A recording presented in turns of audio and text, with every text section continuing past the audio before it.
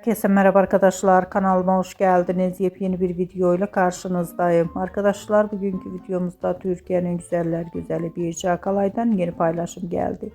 Birce Akalay'ın bugün doğum günü. Birce Akalay doğum gününü bu fotoğrafla kutladı. Ben de bu muhteşem görüntüleri sizler için YouTube kanalımda video halinde sunuyorum.